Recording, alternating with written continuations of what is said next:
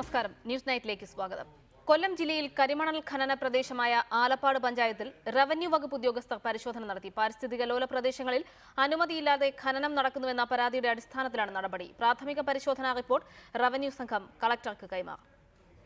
ആലപ്പാട് പഞ്ചായത്തിലെ സ്വാഭാവിക ഭൂപ്രകൃതിയെ നശിപ്പിച്ചുകൊണ്ടുള്ള ഖനനം നടക്കുന്നുവെന്ന റിപ്പോർട്ടർ വാർത്തയെ തുടർന്നാണ് റവന്യൂ വകുപ്പ് നടപടി ആരംഭിച്ചത്. ഖനന സ്ഥലം സന്ദർശിച്ച റവന്യൂ സംഘം പ്രാഥമിക റിപ്പോർട്ട് കളക്ടർക്ക് കൈമാറും. അനധികൃത ഖനനത്തിനെതിരെ സർക്കാരിൽ നിന്നും ഉചിതമായ നടപടി ഉണ്ടാകുമെന്ന് കരുനാഗപ്പള്ളി MLA R രാമചന്ദ്രൻ പറഞ്ഞു. ഇവിടെ നിരവധിയായ സമരങ്ങൾ മുൻകാലങ്ങളിലും നടന്നിട്ടുണ്ട്. ആ സമരങ്ങളോടൊപ്പം തന്നെ ഈ അടുത്ത സമയത്തും ഈ സീവാഷിംഗ് അവസാനിപ്പിക്കണമെന്ന് പറയുന്ന ആവശ്യം ശക്തമായി ഉന്നയിക്കപ്പെട്ടിട്ടുള്ളതാണ്. അത് ഗവൺമെന്റിന്റെ പരിഗണനയിലുള്ള വിഷയമാണ്. പിന്നെ ഒരിക്കലും ജനങ്ങളെ മറന്നുകൊണ്ടുള്ള ഒരു നിലപാടും ഗവൺമെന്റ് സ്വീകരിക്കില്ല. അതിന് സാധ്യമായ എല്ലാ പരിഹാര മാർഗങ്ങളും സ്വീകരിക്കാനുള്ള നടപടികൾ സ്വീകരിപ്പിക്കും. അതേസമയം മാധ്യമ വാർത്തകൾ വന്നതിനെ തുടർന്ന് ഖനന സ്ഥലത്ത് രൂപപ്പെട്ട ഗർത്തങ്ങൾ കമ്പനി നികത്തി തുടങ്ങി. ഷമീർ, റിപ്പോർട്ടർ, കൊല്ലം.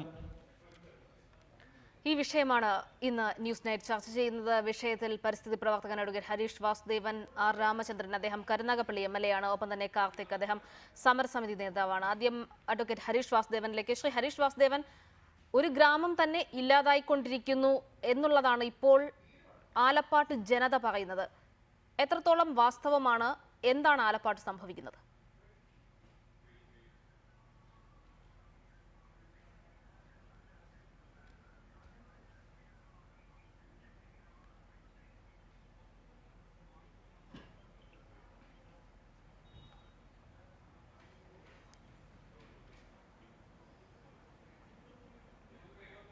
ഹരീഷ്, ഒന്ന്, ഇത്രയധികം ദൃശ്യമാധ്യമങ്ങളും സാമൂഹിക മാധ്യമങ്ങളും ആളുകളുമൊക്കെയുള്ള ടെക്നോളജിയൊക്കെയുള്ള ഒരു കാലത്ത് എന്താണ് ആലപ്പാട്ട് വസ്തുതാപരമായി സംഭവിക്കുന്നത് എന്ന് അവിടെ പോയി നോക്കിയിട്ടുള്ള ആളുകൾക്ക് മുഴുവൻ അറിയാം.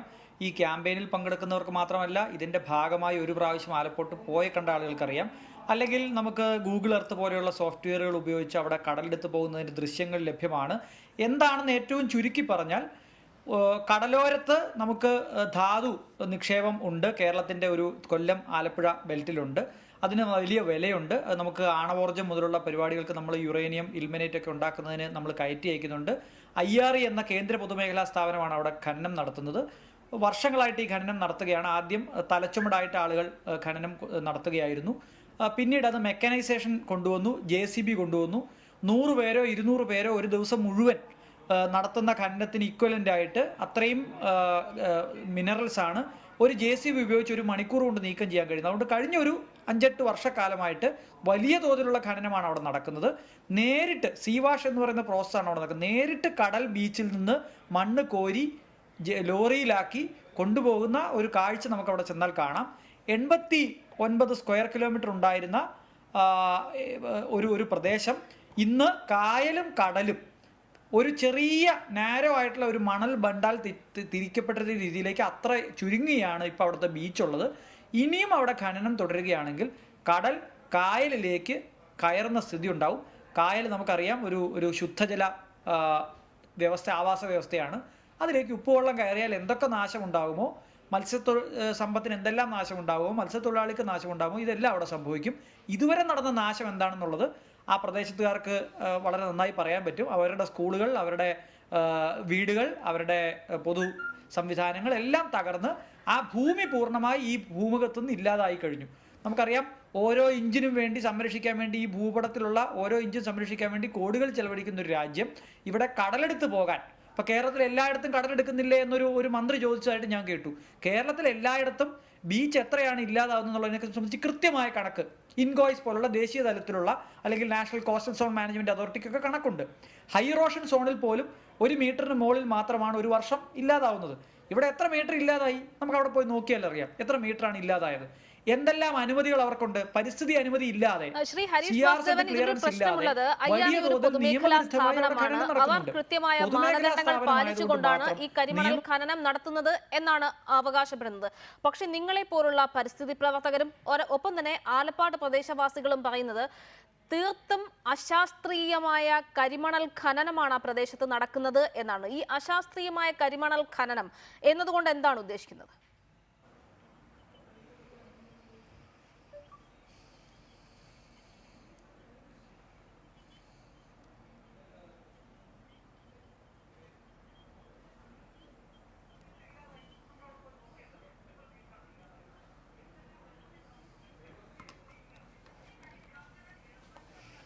നമുക്കറിയാം ഏത് ഭൂമിയും ഖനനം ഉൾപ്പെടെയുള്ള ഏത് ഈ വികസനമെന്ന് വിളിക്കപ്പെടുന്ന പരിപാടികൾക്ക് കൊടുക്കുമ്പോഴും ഏറ്റവും പ്രാഥമികമായ ഭൂമി ബാക്കി ഉണ്ടാവണമല്ലോ. ഒരു ഭൂമി നമ്മൾ നിർമ്മാണത്തിന് കൊടുത്തു, ഖനനത്തിന് കൊടുത്തു, മറ്റേതെങ്കിലും വിമാനത്താവളം ഉണ്ടാക്കാൻ കൊടുത്തു, ഏത് ആവശ്യത്തിന് കൊടുത്താലും അവസാനം സർവേ നമ്പറിൽ കാണുന്ന ആ ഭൂമി അവിടെ ബാക്കി ഉണ്ടാവണം. അപ്പോഴാണത് ശാസ്ത്രീയമായ ഒരു ഉപയോഗം എന്ന് നമുക്ക് പറയാൻ കഴിയുക. ഒരു പേന നമ്മൾ ഒരാൾക്ക് എഴുതാൻ കൊടുത്താൽ അതിൻ്റെ ശാസ്ത്രീയമായ ഉപയോഗം എന്ന് പറഞ്ഞാൽ ആ പേന അവസാനം ബാക്കി ഉണ്ടാവണം, അത് പൊട്ടിച്ചില്ലാതാക്കരുത് എന്ന് പറയുന്നത് പോലെ കരിമണൽ ഖനനത്തിന് കൊടുക്കുന്ന ഒരു പ്രദേശം അവിടെ ബാക്കി ഉണ്ടായാൽ മാത്രമേ അതിന് ശാസ്ത്രീയമായ ഉപയോഗം എന്ന് പറയാൻ കഴിയൂ. ഇവിടെ ആ ഭൂമി പോലും ബാക്കിയില്ല. ആ ഭൂമി ബാക്കിയില്ലാത്ത എന്ത് ശാസ്ത്രീയ ഖനനമാണ് അവിടെ നടക്കുന്നത്? അവിടുത്തെ കടലെടുത്ത് പോയ പ്രദേശങ്ങൾ, ഇത് എന്ത് തരം ശാസ്ത്രീയതയാണ്? ശാസ്ത്രീയത എന്ന് പറയുമ്പോൾ ഇത്ര അളവിൽ അവിടുന്ന് മണ്ണെടുക്കാം, ആ മണ്ണെടുത്താൽ ഇന്നതാണ് അതിനുണ്ടാകുന്ന പാരിസ്ഥിതികമായ ആഘാതം, ആ ആഘാതം പരിഹരിക്കാൻ ഇന്നതാണ് അതിനുള്ള പ്രതിവിധി, ഈ പ്രതിവിധി നൽകിക്കൊണ്ട് അവിടെ ഖനനം, അങ്ങനെയാണല്ലോ രാജ്യത്ത് എല്ലായിടത്തും ഖനനം നടക്കുന്നത്. പക്ഷേ ഇവിടെ ഖനനം നടക്കുമ്പോൾ ഭൂമി ഇല്ലാതാവുന്നു. പൊതുമേഖലാ സ്ഥാപനമായതുകൊണ്ട് നടത്തുന്ന നിയമവിരുദ്ധ പ്രവർത്തനത്തിന് അല്ലെങ്കിൽ അതിൻ്റെ ആഘാതത്തിന് വ്യത്യാസം ഉണ്ടാകുമോ? ഈ എൻഡോസൾഫാൻ സമരം നയിച്ച ആളുകളാണ് എൻ്റെ ജില്ലയിലെ, കാസർഗോഡ് ജില്ലയിലുള്ള ആളുകൾ. അന്നും ഇതേ വാദമാണ് കേട്ടത്. പ്ലാന്റേഷൻ കോർപ്പറേഷൻ കേരള പൊതുമേഖലാ സ്ഥാപനമാണ്, അതുകൊണ്ട് അതിനെ തകർക്കരുത് എന്നാണ് പറഞ്ഞത്. ആളുകൾക്കുള്ള തലയ്ക്ക് മുകളിൽ വിഷം കോരി ഒഴിച്ചത് പൊതുമേഖലയാണോ സ്വകാര്യ മേഖലയാണോ എന്ന് എങ്ങനെ നോക്കാൻ പറ്റും? ജനങ്ങളുടെ ജീവന് തന്നെയാണ് ഏറ്റവും പ്രധാനമായി ഏറ്റവും പ്രാമുഖ്യം നൽകേണ്ടത്, അതിന് തന്നെയാണ്. ദയവായി തുടരുക ശ്രീ ഹരീഷ് വാസുദേവൻ. കാർത്തിക് കൂടി ചേരുന്നു. അദ്ദേഹം സമരസമിതി നേതാവാണ്, പ്രദേശവാസിയാണ്. ശ്രീ കാർത്തിക്, താങ്കൾ പ്രദേശവാസിയാണ്, സമരസമിതി നേതാവാണ്. എന്താണ് ആലപ്പാട്ട് സംഭവിക്കുന്നത് എന്നുള്ളതിനെ കുറിച്ച് ഇപ്പോൾ ഹരീഷ് വാസുദേവൻ അതിന്റെ ശാസ്ത്രീയമായ വശങ്ങൾ എല്ലാം തന്നെ വിശദീകരിക്കുകയുണ്ടായി. ആലപ്പാട് ഇങ്ങനെ പോയാൽ, ഇത്തരത്തിലുള്ള ഖനനത്തിലൂടെ കടന്നു പോയാൽ എന്താണ് ആലപ്പാട്ട് വരാനിരിക്കുന്ന ഭാവിയിൽ നിങ്ങൾ ഭയക്കുന്ന ഭീഷണി എന്താണ്?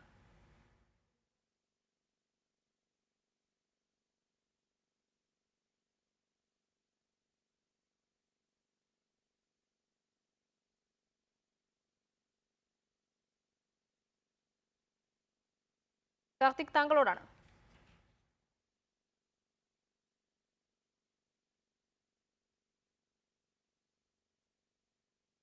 കാർത്തിക്, താങ്കളോടാണ് ചോദ്യം.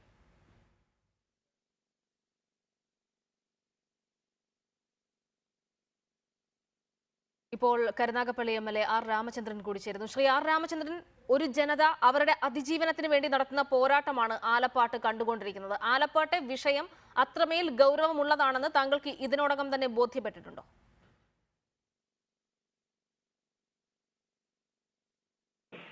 അത് അവിടെ ഇപ്പോൾ മാത്രമല്ല, കഴിഞ്ഞ കുറേ അധികം നാളുകളായി ആ കരയെ കടൽ കവർന്നെടുക്കുന്ന സ്ഥിതി തുടരുകയായിരുന്നു. അതിനെതിരായി നിരവധിയായ പ്രക്ഷോഭണങ്ങൾ ഇപ്പോൾ മാത്രമല്ല മുമ്പ് ഉണ്ടായിട്ടുണ്ട്. ആ പ്രക്ഷോഭണങ്ങളുടെ എല്ലാം പല ഘട്ടങ്ങളിൽ പലതരത്തിലുള്ള തീരുമാനങ്ങളുണ്ടായിട്ടുണ്ട്. ആ തീരുമാനങ്ങളെല്ലാം പൂർണ്ണമായി നടപ്പാക്കപ്പെട്ടതെന്ന് പറയാൻ പറ്റില്ല, എന്നാലും കുറേയൊക്കെ ഭാഗികമായി നടന്നിട്ടുണ്ട്. ഇപ്പോൾ അത് കുറച്ചുകൂടി ഗൗരവതരമാകുന്ന ഒരവസ്ഥയിലേക്ക് സംഭവങ്ങൾ പൊയ്ക്കൊണ്ടിരിക്കുകയാണ്. അവിടെ നടക്കുന്ന മൈനിങ് എന്ന് പറയുന്നത് സീ വാഷിംഗ് ആണ്. ഡീപ്പ് മൈനിങ് തുടങ്ങിയത് ഈ അടുത്ത സന്ദർഭങ്ങളിൽ മാത്രമാണ്. അതുവരെ ഈ പിന്നിട്ട ഏതാണ്ട് 8 പതിറ്റാണ്ട് കാലം സീ വാഷിംഗ് ആണ് നടന്നത്. വർഷങ്ങൾക്ക് മുമ്പ് വരെ ആ സീ വാഷിംഗ് എന്ന് പറയുന്നത് മാനുവലായി നടക്കുന്ന ഒരു കാര്യമായിരുന്നു. പിന്നീട് അത് യന്ത്രസഹായത്തോടുകൂടി നടത്തുന്ന സ്ഥിതി ഉണ്ടായി. ഇതിൽ കമ്പനികൾ എന്ന് പറയുമ്പോൾ പ്രധാനമായും IRE കമ്പനി ഇതിനകം ചില പഠന റിപ്പോർട്ടുകളൊക്കെ തയ്യാറാക്കിയിട്ടുണ്ട്. ആ പഠന റിപ്പോർട്ടുകളിലൊക്കെ അവകാശപ്പെടുന്നത് സീ വാഷിംഗ് കൊണ്ട് കര നഷ്ടപ്പെടുന്നില്ല എന്നാണ്. പക്ഷേ ആ റിപ്പോർട്ട് ജനങ്ങൾക്ക് വിശ്വാസയോഗ്യമല്ല എന്ന് പറയാൻ കാരണം എന്താണെന്ന് വെച്ചാൽ അത് അവരുടെ അനുഭവമാണ്. ആ കര നഷ്ടപ്പെട്ടിട്ടുണ്ട് എന്നുള്ളത് വ്യക്തമായൊരു കാര്യമാണ്. ആ നഷ്ടപ്പെട്ടത് മറ്റെന്ത് കാരണത്താൽ എന്നുള്ളത് ആർക്കും ബോധ്യമില്ല. അതുകൊണ്ടാണ് സീ വാഷിംഗ് തുടരാൻ പാടില്ല എന്ന് പറയുന്നത്. അവിടെ ഡീപ്പ് മൈനിങ് അഥവാ ലാൻഡ് മൈനിങ് ഈ അടുത്ത സമയത്ത് മാത്രമാണ് തുടങ്ങിയത്. അതിൻ്റെ പ്രത്യാഘാതങ്ങൾ എന്തെങ്കിലും ആ ഭൂപ്രദേശത്ത് ഉണ്ടാകുന്നുണ്ടോ ഇല്ലയോ എന്നത് ഇപ്പോൾ വ്യക്തമല്ല.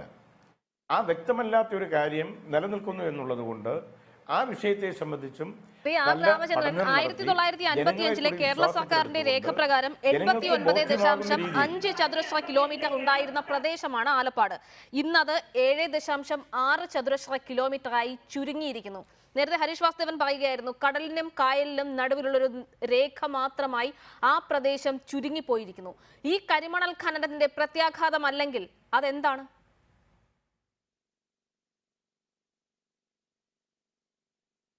പറഞ്ഞില്ലല്ലോ. ആ പ്രത്യാഘാതം ഉണ്ടായി എന്ന് പറയുന്നത് പറയുന്ന സീ വാഷിങ്ങിലൂടെയാണ്. ആ സീ വാഷിംഗ് ആണ് നിർത്തിവെക്കണമെന്ന് ഞാൻ ആവശ്യപ്പെടുന്നത്. ഈ സീ വാഷിംഗ് അവസാനിപ്പിക്കുന്നത്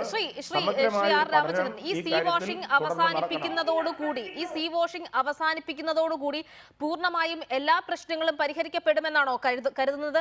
അവിടെ വലിയ ഗർത്തങ്ങൾ, ഈ കരിമണൽ ഖനനത്തോടനുബന്ധിച്ച് തന്നെ അവിടെ വലിയ ഗർത്തങ്ങളാണ് രൂപപ്പെട്ടിരിക്കുന്നത്. അവിടെ പൊന്മന എന്ന് പറയുന്ന ഒരു ഗ്രാമം താങ്കൾക്ക് അറിയാത്തതല്ലോ, ഇപ്പോൾ അത് നിർജീവമായി ശ്മശാന ഭൂമിക്ക് സമാനമായി മാറിക്കൊണ്ടിരിക്കുന്നു. തങ്ങൾ ജീവിച്ച ഭൂമി, ആ ഭൂമിക്ക് വേണ്ടി ഇവർ നടത്തുന്ന ഒരു സമരമാണിത്. സ്വാഭാവികമായും അവർക്ക് കേവലം സൊല്യൂഷൻസ് മാത്രം പോരാ, അവർക്ക് എല്ലാ കാലത്തേക്കും അല്ലെങ്കിൽ തങ്ങളുടെ ഭൂമി നഷ്ടപ്പെടില്ല, തങ്ങൾക്ക് ഇനിയും തങ്ങളുടെ വരും തലമുറയ്ക്ക് ഇനിയും അവിടെ സുരക്ഷിതമായി ജീവിക്കാൻ കഴിയുമെന്നുള്ള ഉറപ്പാണ് വേണ്ടത്. അതിന് നമ്മളിപ്പോൾ സാങ്കേതികത്വങ്ങൾ പറഞ്ഞിട്ട് കാര്യമില്ലല്ലോ ശ്രീ ആർ രാമചന്ദ്രൻ.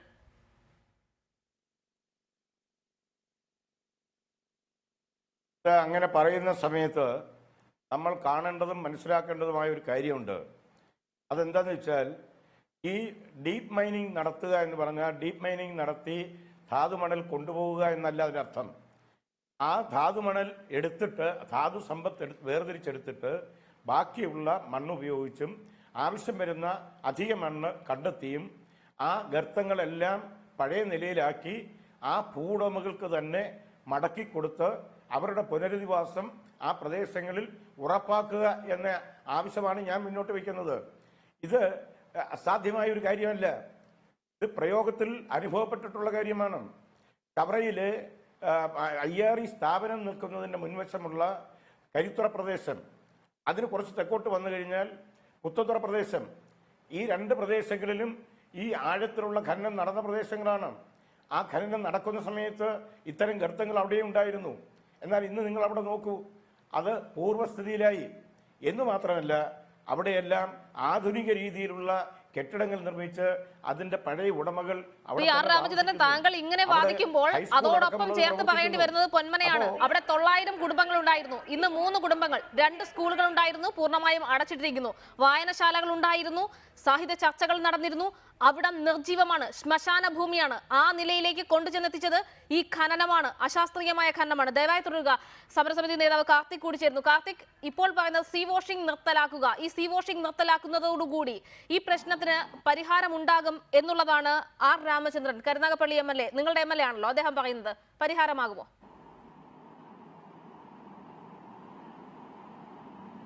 ഭൂമിയുടെ 10-1 ചുരുങ്ങിയിരിക്കുന്നത്. ഈ 10-1 ചുരുങ്ങിയ ഭൂമിയിൽ സീ വാഷിംഗ് എന്നുള്ളതല്ല, ഇനി ഒരു മൈനിങ് എന്ന് പറഞ്ഞാൽ ലോകത്തിൽ എങ്ങും ഒരു തുടർ പ്രക്രിയ ഒന്നുമല്ല. അപ്പോൾ 89.5 ചതുരശ്ര കിലോമീറ്റർ ഉണ്ടായിരുന്നത് 7.6 ചതുരശ്ര കിലോമീറ്ററായി ചുരുങ്ങി എന്നുള്ളത് ബഹുമാന്യനായിട്ടുള്ള MLA ഉൾപ്പെടെ, കാരണം സംസ്ഥാന സർക്കാരിന്റെ രേഖകളിലുള്ളതാണ്. അപ്പോൾ ഈ 7.6 ചതുരശ്ര കിലോമീറ്ററായി ചുരുങ്ങിയിരിക്കുന്ന ഭൂമി ഇനി ഒരു ഖനനവും താങ്ങുകയില്ല. നിങ്ങൾ ഇപ്പോൾ ഖനന മേഖലയിലേക്ക്, ഇപ്പോൾ ബഹുമാന്യനായിട്ടുള്ള MLA പറഞ്ഞ രീതിയിൽ ഡ്രഡ്ജ് മൈനിങ് എന്ന് പറയുന്ന ഭാഗത്ത്, അല്ലെങ്കിൽ മൈനിങ് നടക്കുന്ന ഭാഗം വന്ന് നിങ്ങൾ നോക്കണം. ഒരു തെങ്ങിനേക്കാൾ താഴ്ചയുള്ള വലിയ ഗർത്തങ്ങളായിട്ടാണ് അവിടെ ഖനനം നടന്നുകൊണ്ടിരിക്കുന്നത്. മാത്രമല്ല, തൊട്ട് അടുത്തുള്ള ചതുപ്പ് നിലങ്ങളായിട്ടുള്ളത് കണ്ടൽക്കാടുകൾ ഉൾപ്പെടെയുള്ള ഭാഗങ്ങൾ അവർ ഖനനം ചെയ്തിരിക്കുകയാണ്. ഈ ഖനനം ഇങ്ങനെ നിർബാധം തുടർന്നു പോയാൽ ഒരു കാരണവശാലും ഈ പഞ്ചായത്തിന് താങ്ങാൻ കഴിയില്ല. ഇനി റീഫില്ലിങ്ങിന്റെ കാര്യം, ഇപ്പോൾ പുത്തൻതുറ മോഡൽ എന്ന് പറഞ്ഞിട്ട് എല്ലാവരും ഉയർത്തിക്കാട്ടുന്ന ഒരു റീഫില്ലിംഗ് മോഡലാണ്. പക്ഷെ നിങ്ങൾ പുത്തൻതുറയിൽ പോയാൽ നമുക്ക് മനസ്സിലാകും, കോടീശ്വരൻ കോളനി എന്ന പേരിട്ടുകൊണ്ടാണ് IRE അതിനെ ഓമന പേര് വിളിക്കുന്നത്. അവിടെ ഇപ്പോഴും 14 കുടുംബങ്ങൾക്ക് കൃത്യമായിട്ടുള്ള പുനരധിവാസം ഉറപ്പാക്കിയിട്ടില്ല. 2, അവിടെ എവിടെ നിന്നാണ് റീഫിൽ ചെയ്തത് മണൽ? ആലപ്പാട് പഞ്ചായത്തിലും പന്മനയിലും ഒക്കെ ഖനനം ചെയ്തതിന്റെ എക്സ്ട്രാക്ട് കൊണ്ടിട്ടാണ് പുത്തൻതുറ റീഫിൽ ചെയ്തത്. ഒരു 10 കൊട്ട മണ്ണെടുത്തിട്ട് അതിൽ 8 കൊട്ടയോ 9 കൊട്ടയോ ഉപയോഗിച്ചു കഴിഞ്ഞാൽ ശേഷിക്കുന്ന 1 കൊട്ട ഇട്ടാൽ ആ കുഴി നികരില്ല എന്നുള്ളത് നമുക്ക് ലോജിക്കലായിട്ട് ചിന്തിച്ചാൽ മനസ്സിലാവും. അപ്പോൾ ഈ ഖനനം എന്ന് പറയുന്നത്, ഒരിക്കൽ കൂടി ഞങ്ങൾ ആവർത്തിച്ച് പറയുന്നതാണ്, ഖനനം ഒരു തുടർ പ്രക്രിയ അല്ല. 7.6 ചതുരശ്ര കിലോമീറ്ററായി ഇത്തരത്തിൽ വളരെ ബോധപൂർവമായ വികസന കാഴ്ചപ്പാടുകളൊക്കെ ഉള്ള ഭരണകൂടമായിരുന്നു നമ്മളുടെ കാലാകാലങ്ങളിൽ ഇവിടെ ഉണ്ടായിരുന്നതെങ്കിൽ അത്തരത്തിലുള്ള ഖനനത്തെ കുറിച്ച് ഇവർ മുമ്പ് തന്നെ ചിന്തിക്കേണ്ടതായിരുന്നു. കൊല്ലം ജില്ലാ കളക്ടർ വന്നിട്ട് സീ വാഷിംഗ് നിർത്തിവെക്കണം എന്ന് പറഞ്ഞിട്ട് പോലും ഒരു പൊതുമേഖലാ സ്ഥാപനം, ഈ രാജ്യത്തിന്റെ അല്ലെങ്കിൽ ഈ രാജ്യത്തെ സംബന്ധിച്ചിടത്തോളം നിർണായകമെന്ന് അവകാശപ്പെടുന്ന പൊതുമേഖലാ സ്ഥാപനം ഒരു തരത്തിലും അത് പാലിച്ചിട്ടുണ്ടായിരുന്നില്ല. അതിന്റെ ഫലമായിട്ടാണ് ഇത് നാൾക്ക് നാൾ ചുരുങ്ങുന്നത്. ഇപ്പോൾ പഞ്ചായത്ത് അവസാനമായിട്ട് 7.6 ചതുരശ്ര കിലോമീറ്റർ എന്ന് പറയുമ്പോഴും ഞങ്ങളുടെ അനുമാനം അത് വീണ്ടും കുറഞ്ഞിട്ടുണ്ടാവും. കാരണം കഴിഞ്ഞ ഓരോ ദിവസങ്ങളിലും റിപ്പോർട്ടർ ചാനൽ 2 ദിവസം കൂടി കഴിഞ്ഞ് വരുമ്പോൾ വീണ്ടും 25-30 മീറ്റർ ആ ഭാഗത്ത് നിന്ന് പോകുന്ന ഒരു സ്ഥിതിവിശേഷമാണുള്ളത്.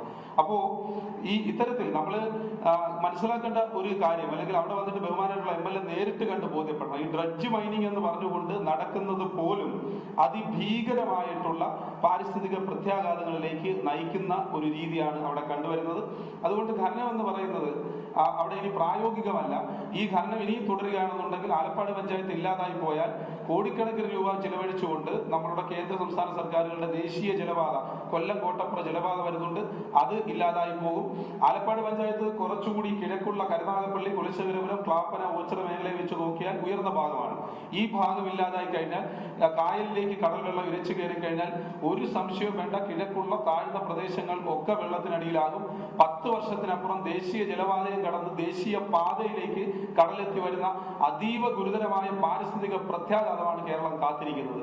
ഈ യാഥാർത്ഥ്യങ്ങൾ കൂടി തിരിച്ചറിയുവാൻ കഴിയണം. ഇപ്പൊ സാർ നേരത്തെ സൂചിപ്പിച്ച NSID പോലെയുള്ള ഒത്തിരി സ്ഥാപനങ്ങൾ പഠനങ്ങൾ നടത്തുന്നു. പലപ്പോഴും IREക്ക് വേണ്ടി നടത്തുന്ന പഠനങ്ങളൊക്കെ തന്നെയും ബയാസ്ഡ് ആയിട്ടുള്ള, കൃത്യമായിട്ടുള്ള രീതിയിലല്ലാത്ത പഠനങ്ങളാണ്. എന്നാൽ അതിൽ പോലും ചൂണ്ടിക്കാണിക്കുന്നുണ്ട് ഒത്തിരി പോരായ്മകൾ. അപ്പോ ഈ യാഥാർത്ഥ്യങ്ങളെ ഉൾക്കൊള്ളുവാൻ കൂടി ഭരണകൂടങ്ങൾ തയ്യാറാകണം. ഇനി ആലപ്പാട് ഇപ്പോൾ ഈ സമരം ഇപ്പോൾ 70 ദിവസം പിന്നിട്ട് കഴിഞ്ഞല്ലോ. നിങ്ങൾ ഇതിനോടകം തന്നെ ഇപ്പോൾ 5 പതിറ്റാണ്ടിലേറെയായി ഈ ഖനനം ആരംഭിച്ചിട്ട്, അതോടൊപ്പം തന്നെ 1935 മുതൽക്ക് തന്നെ അവിടെ വലിയ പ്രതിഷേധങ്ങളൊക്കെ തന്നെ ഉണ്ടായിരുന്നു, ഖനനം പാടില്ല എന്ന തരത്തിൽ. പക്ഷേ ഇപ്പോൾ ഈ ഖനനത്തിനെതിരെ ഇപ്പോൾ 70 ദിവസമായി ജനകീയ സമിതി വളരെ വലിയ രീതിയിലുള്ള പ്രതിഷേധങ്ങൾ നടത്തുന്നു. സ്വാഭാവികമായും നിങ്ങൾ ഇതിനോടകം അധികൃതരുടെ ശ്രദ്ധയിൽപ്പെടുത്താൻ ശ്രമിച്ചിട്ടുണ്ടാകുമല്ലോ, അല്ലേ?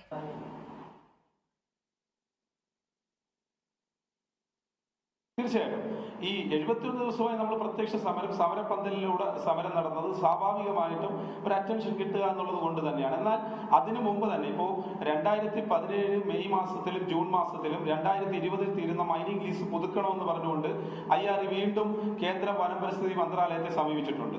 അപ്പോൾ അതുമായി ബന്ധപ്പെട്ട് പബ്ലിക് ഹിയറിംഗുകൾ നടന്നു. ആ പബ്ലിക് ഹിയറിംഗിനെ ഞങ്ങൾ ചലഞ്ച് ചെയ്തിട്ടുണ്ട്. പബ്ലിക് ഹിയറിംഗ് അതിൽ ഞങ്ങൾ കൃത്യമായി കാര്യങ്ങൾ പറഞ്ഞിട്ടുണ്ട്. നിയമസഭാ പരിസ്ഥിതി കമ്മിറ്റിയെ അവിടെ നടന്നുകൊണ്ടിരിക്കുന്ന എല്ലാ പ്രശ്നങ്ങളും ബോധ്യപ്പെടുത്തുകയും നിയമസഭാ പരിസ്ഥിതി കമ്മിറ്റി ബഹുമാനായ മുല്ലക്കര രത്നാകരൻ അധ്യക്ഷനായി, അല്ലക്കര MLA, വിൻസെന്റ് MLA തുടങ്ങി ഒരു 6 MLA-മാർ ഉൾപ്പെടെയുള്ളവർ വന്നുകൊണ്ട് അവിടെ നിയമസഭാ പരിസ്ഥിതി കമ്മിറ്റിയുടെ പഠനം നടത്തുകയും ആ റിപ്പോർട്ട് നിയമസഭയുടെ മുമ്പിൽ വെച്ചിട്ടുള്ളതാണ്. ബഹുമാനായിട്ടുള്ള MLA ഉൾപ്പെടെയുള്ളവർ കണ്ടിട്ടുണ്ടാകുന്നതാണ് ഞങ്ങൾ വിശ്വസിക്കുന്നത്.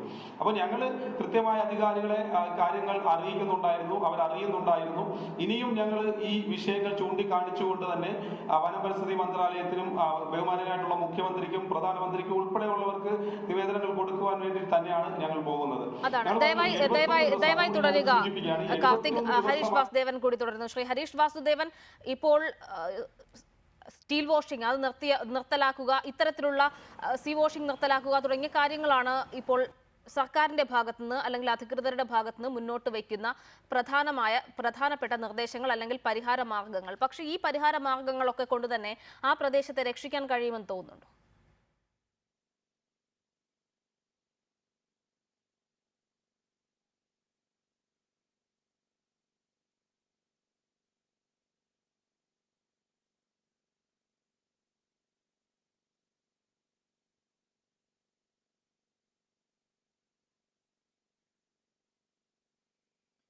ഒന്ന്, സീ വാഷിംഗ് കുഴപ്പമാണെന്ന് ഇപ്പോൾ MLA പൊടുന്നനെ ഒരു ദിവസം രാവിലെ തിരിച്ചറിഞ്ഞത് നല്ല കാര്യം തന്നെ. പക്ഷേ ഇത് ഇന്നും ഇന്നലെ തുടങ്ങിയതല്ല. ഇത് ഈ സർക്കാർ അറിയാതെ നടക്കുന്നൊരു കാര്യമല്ല, നടന്ന ഒരു കാര്യമല്ല, കളക്ടർ അറിയാതെ നടന്നതല്ല. ഇത് CRZ-ന്റെ വയലേഷനാണെന്നും കൊടുത്ത കണ്ടീഷനുകളുടെ നഗ്നമായ ലംഘനമാണ് അവിടെ നടന്നതെന്ന് എല്ലാവർക്കും അറിയാം. അപ്പോൾ സീ വാഷിംഗ് ഇത്രയും കാലം നടന്നത് ഈ സ്റ്റേറ്റിൻ്റെ ഒത്താശയോട് കൂടുകയായിരുന്നു എന്നത് സമ്മതിക്കണം. നല്ല കാര്യം, അത്രയേറെ അദ്ദേഹം സമ്മതിച്ചല്ലോ, നല്ല കാര്യം. അത് നിർത്താൻ അദ്ദേഹം പറഞ്ഞല്ലോ, നല്ല കാര്യം, നിർത്തട്ടെ, സ്വാഗതം ചെയ്യുന്നു, ഞാൻ സ്വാഗതം ചെയ്യുന്നു. സമരസമിതിയാണ് മറ്റ് തീരുമാനങ്ങൾ. ഞാൻ പുറത്തുനിന്ന് നോക്കുന്ന ഒരു പരിസ്ഥിതിയുടെ രംഗത്ത് നിന്ന് അല്ലെങ്കിൽ പോളിസി ലെവലിൽ ഇടപെടുന്ന ഒരാളെന്നുള്ള നിലയ്ക്ക് അത്രയെങ്കിലും സർക്കാർ സമ്മതിച്ചത് നല്ല കാര്യം. പക്ഷേ അതിന് ഒത്താശ ചെയ്തു കൊടുത്ത ഉദ്യോഗസ്ഥരെക്കെതിരെ എന്ത് നടപടി എടുക്കുന്നു? അത് നിയമലംഘനം നടത്തിയ IREക്ക് ഇനി വീണ്ടും പരിസ്ഥിതി ക്ലിയറൻസ് പുതുക്കി കൊടുക്കാൻ പോവുകയാണോ? വീണ്ടും നിങ്ങൾ ഇനി 100, 200, 300 ഏക്കറിലേക്ക് വീണ്ടും ഖനനം വ്യാപിപ്പിക്കാൻ പോവുകയാണോ? അതോ നിയമവിരുദ്ധമായി ചെയ്തതിന് ശിക്ഷ കൊടുത്തതിന് ശേഷമേ മുന്നോട്ട് പോവുകയുള്ളൂ? Common cause versus union of India supreme കോടതി കേസിൽ വളരെ കൃത്യമായിട്ട് 2017 സുപ്രീം കോടതി പറഞ്ഞു, നിയമവിരുദ്ധമായി ഖനനം നടത്തുന്ന ആളുകൾക്കുള്ളതല്ല പുതിയ ലൈസൻസുകൾ. 1. 2, നിയമവിരുദ്ധമായി ഖനനം നടത്തിയ ആളുകൾക്ക് എപ്പോഴെങ്കിലും അനുവദിക്കാനുള്ളതോ അപേക്ഷിക്കാനുള്ളതോ അല്ല പരിസ്ഥിതി ക്ലിയറൻസ്. ഒരു നാട് മുഴുവൻ നശിപ്പിച്ച ശേഷം പരിസ്ഥിതി ക്ലിയറൻസ് അപേക്ഷയുമായി പോയിട്ട് എന്ത് പരിസ്ഥിതിയാണ് അവിടെ സംരക്ഷിക്കാൻ പോകുന്നത്? എന്ത് പഠനമാണ് ഇവർ നടത്തിയത്? അപ്പോൾ സ്വാഭാവികമായിട്ടും ഇതുവരെ നടത്തിയ നിയമലംഘനങ്ങൾക്ക് പിഴയൊടുക്കുക എന്ന് പറയുന്ന ഒരു സംഗതിയുണ്ട്. അത് പൊതുമേഖലാ സ്ഥാപനമായാലും ഒരു മാതൃകാപരമായ ശിക്ഷ, സുപ്രീം കോടതി വിധി, കോമൺ കോസിലെ വിധി കേരളം നടപ്പാക്കാൻ തയ്യാറുണ്ടോ അയ്യാറിക്കെതിരായി എന്ന ചോദ്യം പ്രാഥമികമായി ചോദിക്കുന്നു. 2, അതിന്റെ കോമ്പൻസേഷൻ അവിടുത്തെ ആളുകൾക്ക് കൊടുക്കാൻ തയ്യാറുണ്ടോ? സീ വാഷിംഗ് പൂർണ്ണമായി നിർത്തിയാൽ ഇന്നലെ വരെ അവിടെ ഖനനം നടത്തി ഇല്ലാതാക്കിയ പ്രദേശങ്ങൾ സ്വാഭാവികമായിട്ട് തിരിച്ചു വരാൻ എത്ര കാലം പിടിക്കും? അത്രയും കാലമെങ്കിലും ഈ ഖനനം ഒരു താൽക്കാലികമായിട്ടെങ്കിലും ആ കര തിരിച്ചു വരുന്നവരെയെങ്കിലും ആ ഖനനം നിർത്താൻ തയ്യാറുണ്ടോ? 3, ഇത് എവിടെ നിന്നെല്ലാം ഈ സംഗതി എടുക്കാം? അതായത് CRZ നോട്ടിഫിക്കേഷനിൽ പറയുന്നത് ഇന്ത്യയിൽ മറ്റൊരു സ്ഥലത്തും ഈ ധാതു ലഭ്യമല്ലെങ്കിൽ ഇത് ഇവിടെ നിന്ന് എടുക്കാം എന്നാണ് പറയുന്നത്. ഇത് കേരളത്തിലോ തമിഴ്നാട്ടിലോ മറ്റൊരു സ്ഥലത്തും ഇല്ലേ? നമ്മൾ അങ്ങനെയുള്ള പരിശോധന നടത്തിയോ? ഇതുവരെ IRE നടത്തിയ ഖനനം അവർക്ക് അനുവദിക്കപ്പെട്ട അളവിലാണോ അതിൽ കൂടുതലാണോ? ബാക്കി IREക്ക് അനുവദിക്കപ്പെട്ടതിനേക്കാൾ കൂടുതൽ അളവിൽ അവരെ എടുത്തിട്ടുണ്ടെങ്കിൽ അത് എവിടെ പോയി? അത് സ്വകാര്യ മേഖലയിലേക്ക് പോയോ? അത് ലോറി വഴി ആലുവയിലേക്ക് വന്നോ? പരിശോധിക്കണ്ടേ? ഞാൻ വെല്ലുവിളിക്കുന്നു ഈ ഭരിക്കുന്ന സർക്കാരും പ്രതിപക്ഷത്തിരിക്കുന്ന സർക്കാരും മറ്റ് പാർട്ടികളും ഈ കാര്യത്തിൽ ഒറ്റക്കെട്ടാണ്. ഈ കരിമണൽ എങ്ങോട്ടെല്ലാം പോയി എന്ന കാര്യത്തിൽ സുതാര്യമായ ഒരു അന്വേഷണം, 5 കോടിയിലേറെ അഴിമതി നടന്നാൽ CBI എൻക്വയറി വേണമെന്ന് നിയമമുള്ള നാട്ടിൽ ഇതിനെ സംബന്ധിച്ച് സുതാര്യമായ ഒരു അന്വേഷണം, നിയമലംഘനങ്ങൾ, മറ്റു തട്ടിപ്പുകൾ ഇതെല്ലാം പരിശോധിക്കുന്ന, ശാസ്ത്രീയമായിട്ടാണോ ഖനനം നടന്നതെന്ന് പരിശോധിക്കുന്ന കാര്യം, ഭാവി ഇതിനെ സംബന്ധിച്ച് ഇൻഡിപെൻഡന്റ് ആയ സ്വതന്ത്രമായ, സർക്കാരിന്റെ ശമ്പളം വാങ്ങിക്കുന്ന ആളുകളല്ല, സ്വതന്ത്രമായി അക്കാഡമിക്കായി ഇതിൽ അവകാശമുള്ള അല്ലെങ്കിൽ വിവരമുള്ള ആളുകളെ വെച്ച് സ്വതന്ത്രമായ ഒരു അന്വേഷണം നടത്താൻ സർക്കാർ തയ്യാറുണ്ടോ എന്ന് സർക്കാർ പറയട്ടെ. അപ്പോൾ ഇതുവരെ നടക്കിയ നിയമലംഘനങ്ങൾക്ക് എന്താണ് ചെയ്യാൻ പോകുന്നതെന്ന് പറയട്ടെ.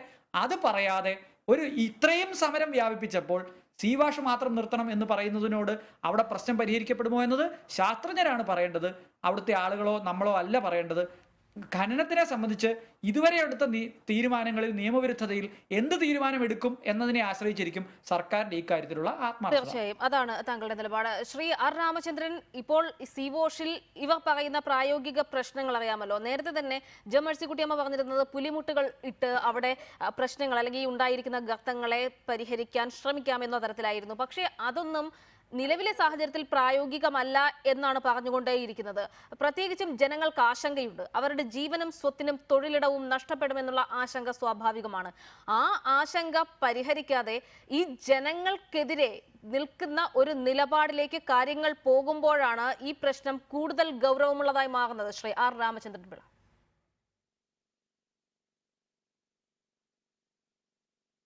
ജനങ്ങൾക്കൊപ്പം നിൽക്കുന്ന നിലപാട് തന്നെ സ്വീകരിക്കണമെന്നാണ് എൻ്റെ പക്ഷം.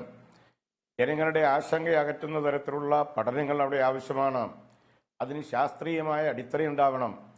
ഇത് ചിലരുടെ ഒരു സമീപനവും വർത്തമാനവും കേൾക്കുമ്പോൾ ഈ ഗവൺമെൻറ് വന്നതിന് ശേഷമുണ്ടായ ഒരു സംഭവവികാസം എന്ന് തോന്നാവുന്ന രീതിയിലാണ്. അത് വസ്തുതയ്ക്ക് നിരക്കുന്നൊരു കാര്യമാണോ? ഇത് എത്രയോ കാലമായി തുടരുന്നൊരു കാര്യമാണ്. ഇവിടെ എനിക്ക് മുമ്പ് സംസാരിച്ച സുഹൃത്ത് പറഞ്ഞു സീ വാഷിംഗ് നിർത്തിവെക്കണമെന്ന് ഇപ്പോഴെങ്കിലും ഞാൻ പറഞ്ഞു എന്ന്. സീ വാഷിംഗ് നിർത്തണമെന്ന് ഇപ്പോഴല്ല ഞാൻ പറഞ്ഞേ, എത്രയോ നാളുകൾക്ക് മുമ്പ് ഞാൻ പറഞ്ഞു. ഞാൻ MLA ആയതിനു ശേഷം ആലപ്പാട് പഞ്ചായത്തിൽ തന്നെ നടന്ന IREയുമായി ബന്ധപ്പെട്ട മീറ്റിങ്ങിൽ തന്നെ ഈ വിഷയം ഞാൻ ഉന്നയിച്ചതാണ്. അന്ന് ഈ സമരം ഉണ്ടായിരുന്നില്ല. ആ സമരമില്ലാത്ത സമയത്തും ഈ ആവശ്യം ഗവൺമെന്റിന്റെയും ജനങ്ങളുടെയും ശ്രദ്ധയിൽ കൊണ്ടുവരാൻ അശേഷം മടിക്കാത്ത ഒരുത്തരായിരുന്നു ഞാൻ. സീ വാഷിംഗ് ആണ് ആ പ്രദേശത്തെ കവർന്നെടുത്തത്. മറ്റു തരത്തിലുള്ള മൈനിങ് ആ പ്രദേശത്തിന് ആഘാതമുണ്ടാക്കി എന്ന് പറയാൻ കഴിയാവുന്ന അനുഭവങ്ങളൊന്നും ആർക്കും ചൂണ്ടിക്കാണിക്കാനില്ല. ഞാൻ അത്രേ പറഞ്ഞുള്ളൂ. അതങ്ങനെ ചൂണ്ടിക്കാണിക്കാൻ ശാസ്ത്രീയമായി കഴിഞ്ഞാൽ ആ ഖനനം ഉൾപ്പെടെയുള്ളത് തുടരണോ വേണ്ട എന്നുള്ള കാര്യം നമുക്ക് തീരുമാനിക്കേണ്ടി വരും. അത് ഒരു നാടിനെ സംരക്ഷിക്കാനും ആ നാടിൻ്റെ ജനങ്ങളുടെ നിലനിൽപ്പ് സുരക്ഷിതമാക്കാനും ആവശ്യമായതെന്തോ അത് ആ നാട് ഒരുമിച്ച് നിന്ന് കൈകാര്യം ചെയ്യുന്നതിന് എന്തെങ്കിലും തടസ്സമുണ്ടോ? എല്ലാവരെയും കൂട്ടിയോജിപ്പിച്ചുകൊണ്ട് ഒരു അഭിപ്രായ സമന്വയത്തിൻ്റെ സാഹചര്യം ഉണ്ടാക്കി ഈ വിഷയങ്ങൾക്ക് പരിഹാരമുണ്ടാക്കാൻ തീർച്ചയായും ഗവൺമെന്റ് മുൻകൈ എടുക്കുമെന്ന് തന്നെയാണ് എന്റെ ഉത്തമ വിശ്വാസം. ശ്രീ കാർത്തിക്, ഇപ്പോൾ MLA പറയുന്നത് സീ വാഷിംഗ് നിർത്തലാക്കിയാൽ അവിടുത്തെ പ്രശ്നങ്ങൾ പരിഹരിക്കപ്പെടും, അല്ലാതെ ഖനനം നിർത്തുക എന്നുള്ളതല്ല. ഖനനം നിർത്തിയാൽ ഖനനം കൊണ്ട് ഇത്ര വലിയ പ്രശ്നങ്ങൾ ഉണ്ടായി എന്ന് ഇതിനോടകം തന്നെ ശാസ്ത്രീയമായി തെളിയിക്കപ്പെട്ടിട്ടില്ല. സീ വാഷിംഗ് മാത്രമാണ് പ്രശ്നമെന്നാണ് നിങ്ങളുടെ കരുനാഗപ്പള്ളി MLA പറയുന്നത്. ശരിയാണോ കാര്യം?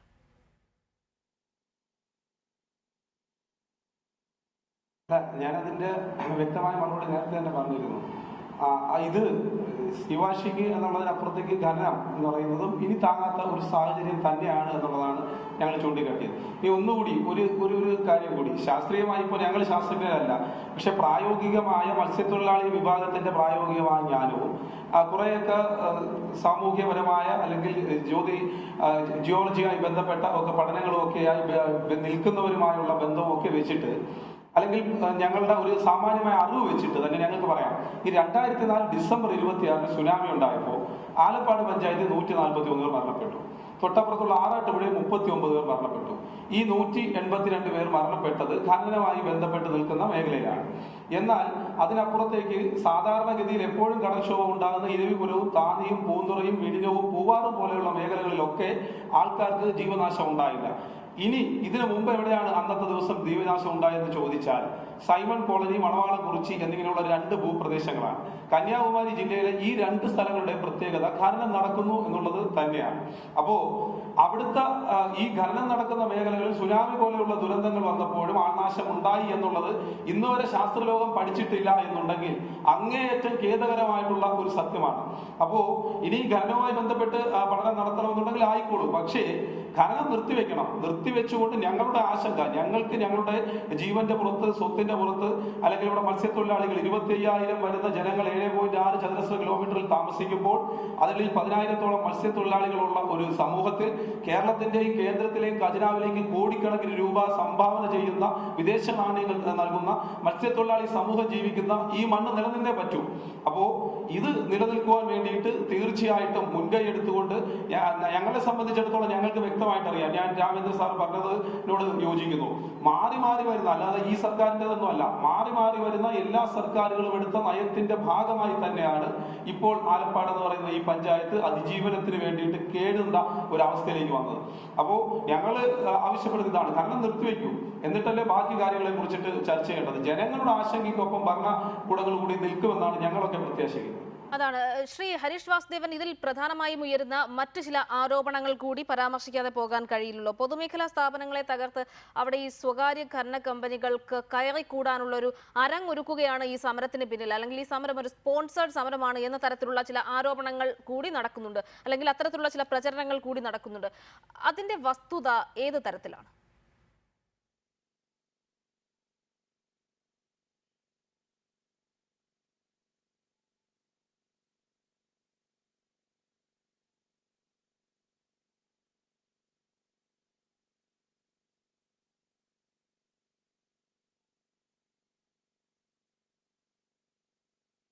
അപർണ, ഞാനും അപർണയൊക്കെ കൊച്ചിയിൽ ജീവിക്കുന്ന ആളുകളാണ്.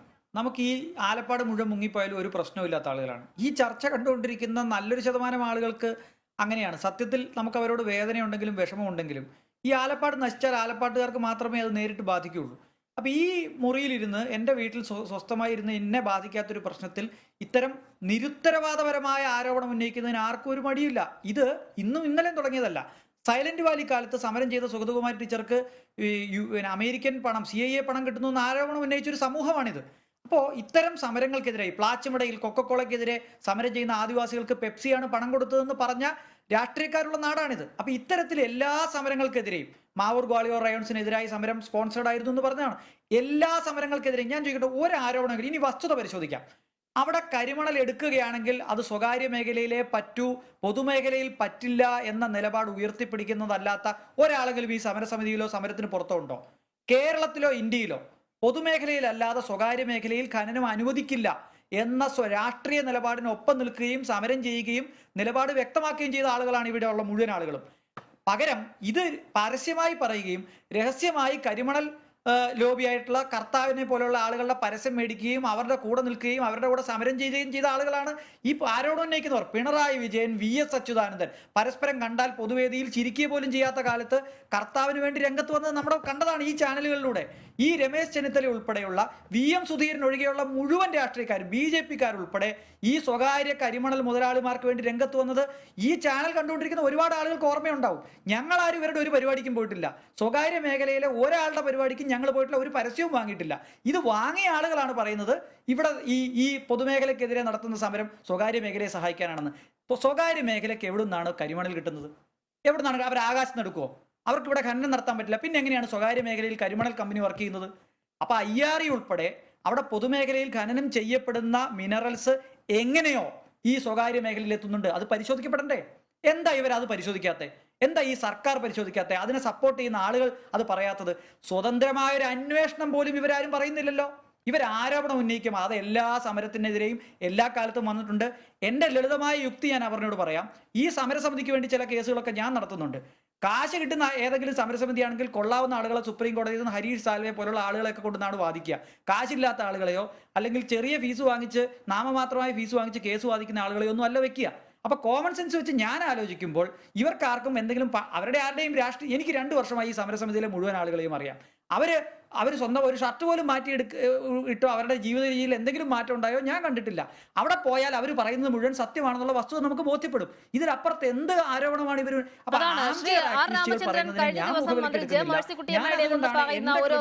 ഒരു ഓഡിയോ ക്ലിപ്പ് പ്രചരിക്കുകയുണ്ടായി. പക്ഷെ ആ ക്ലിപ്പിൽ മുഴുവൻ പറയുന്നത് ഈ സമരക്കാർക്കെതിരായുള്ള ആരോപണങ്ങളാണ്. ആ ആരോപണങ്ങൾ ഞാനിപ്പോൾ ഉന്നയിക്കുന്നില്ല. ആ ആരോപണങ്ങൾ അല്ലെങ്കിൽ മന്ത്രി ഉന്നയിച്ച ആരോപണങ്ങൾക്ക് താങ്കൾ മറുപടി പറയേണ്ടതുമില്ല. പക്ഷേ ഇപ്പോൾ ഹരീഷ് വാസുദേവൻ പറയുന്നത് പോലെ ഇത്രയധികം സാമ്പത്തിക അരക്ഷിതാവസ്ഥയിലുള്ള ഒരു കൂട്ടം വിഭാഗം അവരുടെ ജീവനും സ്വത്തിനും തൊഴിലിടത്തിനും വേണ്ടി നടത്തുന്ന ഈ പോരാട്ടം, അവരുടെ ആശങ്കകൾ പരിഹരിക്കുക എന്നുള്ളത് പരമപ്രധാനമായി നിൽക്കെ ആ ആശങ്ക പരിഹരിക്കാതെ കുറേയധികം പരിഹാര മാർഗങ്ങൾ മുന്നോട്ട് വെക്കുകയും ഇതിങ്ങനെ അനന്തമായി നീട്ടിക്കൊണ്ട് പോവുകയും ചെയ്യുന്നത് ശരിയാണോ?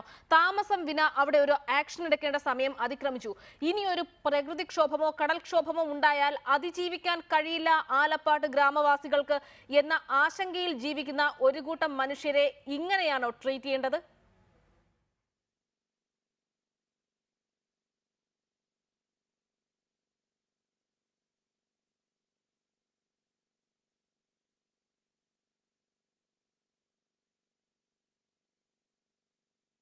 ശ്രീരാമചന്ദ്രൻ, താങ്കളോടാണ്.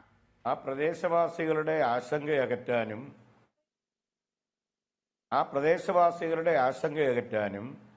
ആ പ്രദേശത്തെ സംരക്ഷിക്കാനും തീർച്ചയായും ഗവൺമെന്റുകൾക്ക് ബാധ്യതയുണ്ട്. അത് ഈ ഗവൺമെന്റ് മാത്രമല്ല, എല്ലാ ഗവൺമെന്റുകൾക്കും ബാധ്യതയുണ്ട്. ആ ബാധ്യത ഗവൺമെന്റ് നിർവഹിക്കുമെന്ന് തന്നെയാണ് എൻ്റെ പ്രതീക്ഷ. അതിനനുസരിച്ചുള്ള നടപടികൾ സത്വരമായി സ്വീകരിക്കാം എന്ന് മുഖ്യമന്ത്രിയും വ്യവസായ മന്ത്രിയും ഇന്ന് ഞാൻ നേരിൽ കണ്ട് ഈ വിഷയങ്ങൾ ശ്രദ്ധയിൽപ്പെടുത്തിയപ്പോൾ എനിക്ക് ഉറപ്പ് നൽകിയതാണ്. അടിയന്തരമായി തന്നെ ആ വിഷയത്തിൽ ഇടപെടും എന്ന് തന്നെയാണ് എന്നോട് പറഞ്ഞിട്ടുള്ളത്. അത് ഉണ്ടാകുമെന്ന് തന്നെയാണ് ഞാൻ കരുതുന്നത്. താമസം വിനാ തന്നെ, അതായത് ഇത്രയധികം ദിവസമായല്ലോ ഈ പ്രശ്നം. കഴിഞ്ഞ ദിവസം പോലും താങ്കൾ പറഞ്ഞത് IREയുടേതാണ്, അതായത് പൊതുമേഖലാ സ്ഥാപനമാണ് IRE, അതുകൊണ്ട് തന്നെ ഖനനം നിർത്തുക എന്നുള്ളത് അത് തീർച്ചയായും എത്രത്തോളം പ്രായോഗികമാണ് എന്നതിനെ കുറിച്ച് അറിയില്ല എന്നാണ്. പക്ഷേ ഏറ്റവും വേഗത്തിൽ തന്നെ നടപടി ഉണ്ടാകും എന്നുള്ള ഉറപ്പ് ഇപ്പോൾ ആലപ്പാട് ഗ്രാമവാസികൾക്ക് നൽകാൻ കഴിയുമോ?